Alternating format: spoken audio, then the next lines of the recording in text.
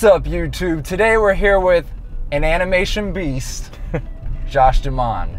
How's it going, Josh? Doing pretty good. So the reason I made this channel is to essentially help people get into advertising. Everyone on here knows the spiel, but just thought I'd reiterate that for you. It's about the journey. So think back and take us back to the beginning of your journey into advertising. Dang. All right. Yeah. So we'll go way back. Go way back. I was 14. All right. I had been drawing for a long time. Obviously, I feel like that's the way that most of us start. My dad was actually working at a university and was able to get the like administration discount on the Creative Suite. Nice. So, at 14? Yeah. Oh, so you started real young. Yeah, so he brought home Illustrator for me, and I was really excited about it. I actually had a teacher at the time at the church that we were going to, and they needed help, and so he was asking if I could help him. And so he was trying to like teach me some of his Illustrator knowledge. Yeah. And then the dude just like ghosted me and stopped responding. Okay. So I was a little discouraged, but I just kind of told myself. 14? Yeah, I was just like, well, I'm gonna just learn this myself then. So yeah. I started watching YouTube videos, I started messing around, and I kept making stuff just to make stuff. Yep. And it was trash. Like, it was probably nothing that I would ever show anybody, but I got comfortable with Illustrator. And luckily, the high school I was going to, they had this kind of career high school that you could take extra classes at. Nice. And yeah, they had 2 design courses that you could take.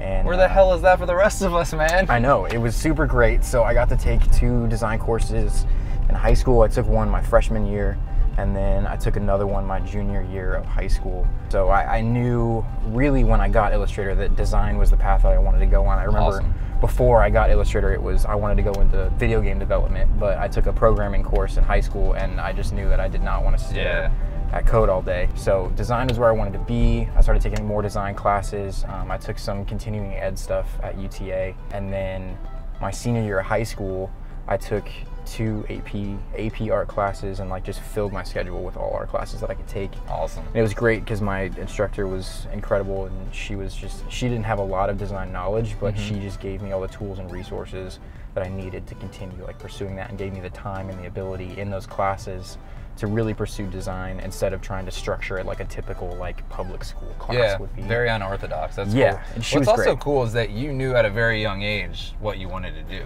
Yeah, and I think a lot of that has to do with just my parents were super supportive. They were very encouraging, and you know, even when I started doing a lot more artwork in Illustrator, I didn't necessarily know that design or advertising was something that I could do with it, but obviously my parents did, and so you know, they kind of like nudged me as I started getting more interested in Illustrator and some of the other programs that they're like, hey, you know, you can do this professionally. So it got me excited. Senior year rolls around, and my plan was I wanted to go to TCU, and my mom, that wonderful woman, like sat me down with this like these 2 gigantic packets of this is what it costs and this is what it's going to be to go to TCU, and if you can go to like community college first and then transfer, you know, this is what it would be. So it was really hard to argue with that one. And so I scrapped my original plan, went to TCC, went to community college for, it was a little over 2 years because I started working in there, so I spread it out just a bit more. So my plan from there was to get my associates and then transfer to UTA because they had a really good advertising and design program as well as a videography program. At the same time, when I was graduating high school, there was a church that I was going to in Mansfield, and I had been volunteering for them and doing a few like t-shirts and like screen graphics and a few like brochures and stuff like that for them, and they needed a lot of help, and so they asked if I would come on and work for them. So I started as kind of like a junior designer. They didn't really have that title there, but that was technically what I was, and kind of worked under my boss Aaron there, and he helped me learn a lot, and he actually pushed me towards video a little bit. And we started, it was really the first time that I even considered picking up a camera and actually shooting anything. So I started getting into photography, started getting into videography. We were filming a lot of interview style videos and a lot of B-roll like of this events. One? Yeah, very similar to this one. This is shot on an iPhone. It's not no high production value here. Hey, it still looks great. But yeah, so we shot a lot of B-roll stuff.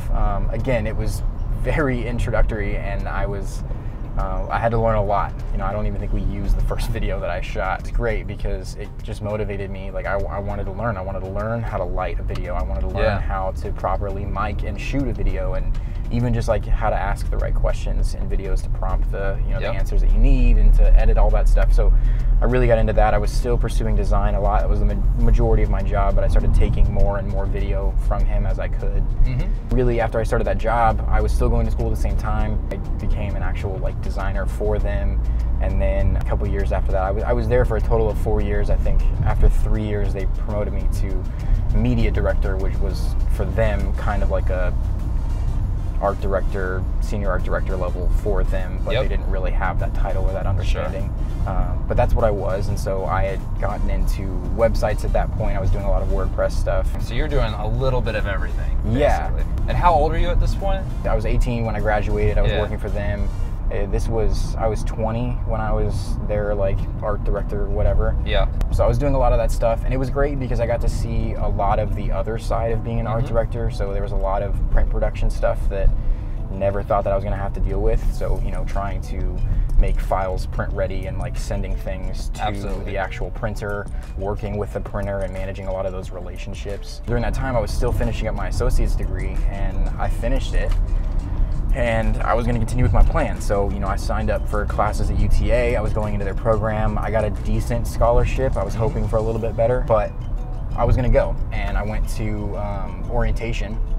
And there's this, I'm sure like everybody else is this, you know, full day, 8-hour orientation. I went to all of that. And the very last meeting that you sit in is this meeting with the liberal arts dean at UTA.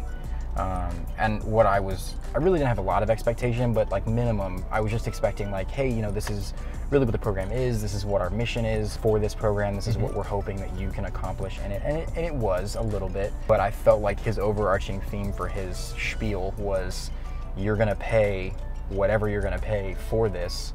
So you should do it.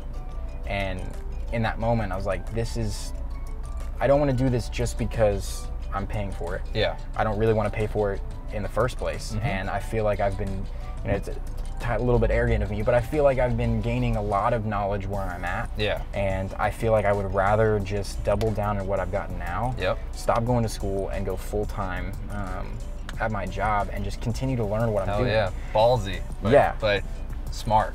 It was. And I definitely, you know, my dad was pushing me very hard to go and finish school, and I completely respect him for it. But I do think that the decision that I made to just continue to work and not go to school was really beneficial, because there was a lot of things that I felt like I wasn't going to gain in school. There's a lot of just the organizational, time management, project management type things that you don't really get in school, or even just like client conversations. Yeah, it's completely different. And that's what's so interesting to me, is that I feel like the education system is going in this place where like a 4-year university isn't always the right answer. And I think that with more YouTube videos like these and things for people to really start retaining what the real world is like.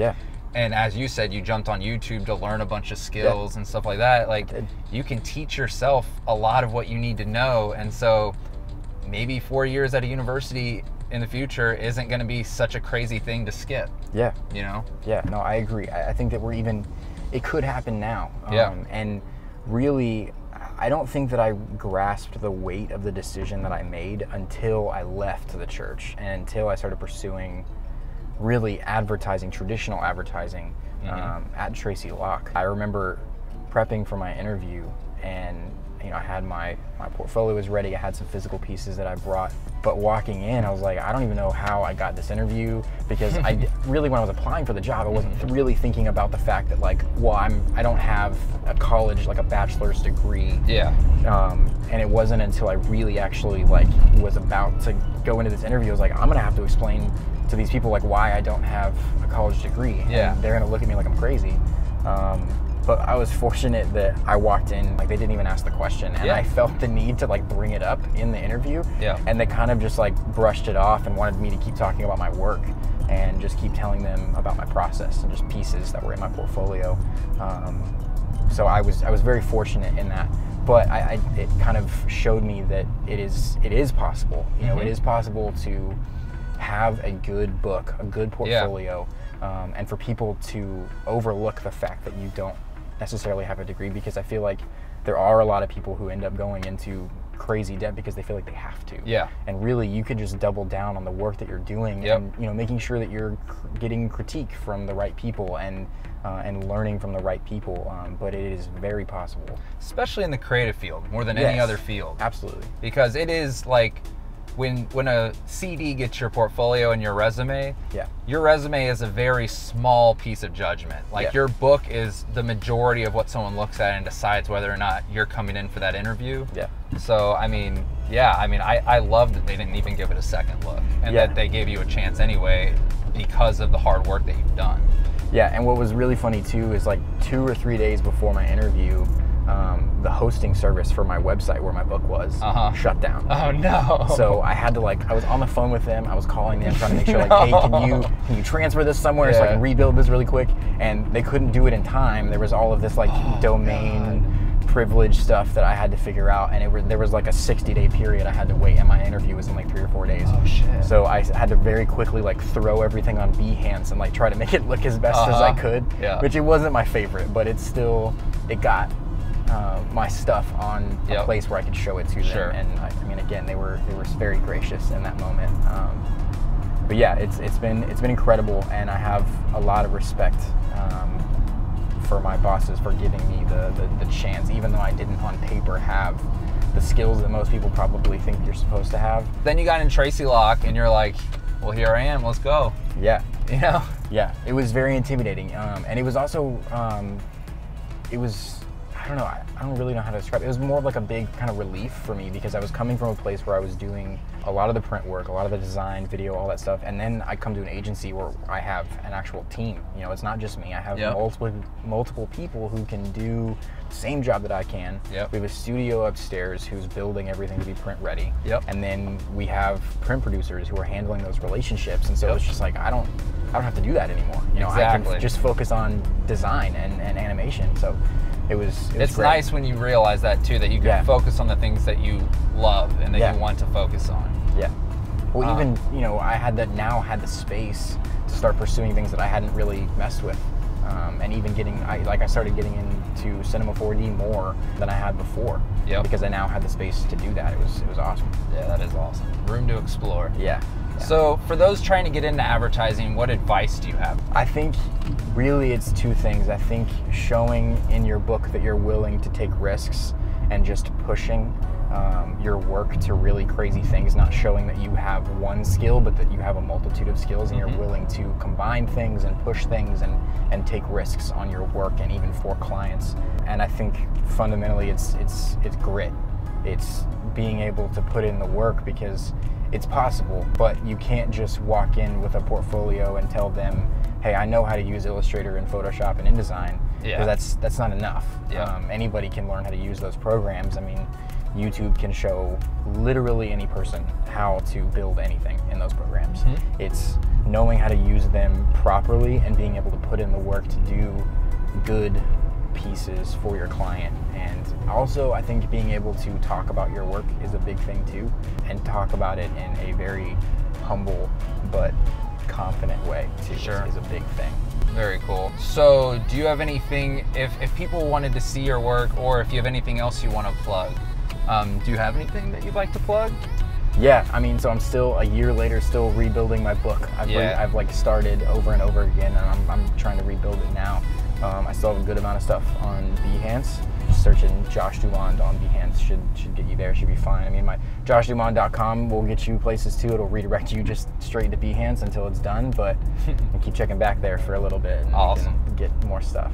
Well, perfect, man. Thanks for coming on the show. Yeah. And it was awesome to have you and get that different perspective, because there are people who, are thinking about is college, especially today. Yeah.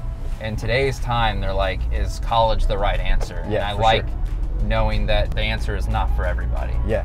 And that's okay. And you can still super succeed, like this dude who's crushing it on animation and stuff at our agency, and is literally a go-to for a majority of us. So it's been really awesome just to have you literally at the office and being able to work alongside you. It's been fucking awesome. So well, thanks, man. I appreciate it. Yeah. All right. Well, that's it. So we'll see you next time.